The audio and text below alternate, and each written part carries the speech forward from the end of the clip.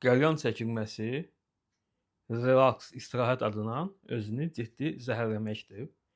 Bir qəlyan çəkilməsi zamanı insan 100-200 siqaret ədədi arası nikotin və karbon monoksid dəm qazı tüstüsü qəbul edir və bundan əlavə ətrafda çəkən insanların da tüstüsü insana təsir göstərir və həmin çəkilən yerlərdə divara hopmuş nikotin və karbon monoksid də yenidən qızararaq insanı zəhərləyir. Yəni eyni vaxtda bir neçə mənbədən insan zəhərlənir və qəlyanın yaratdığı asılılıq eyni nikotin asılılığı kimi çox ciddi səviyyədə olub insanı öldürür.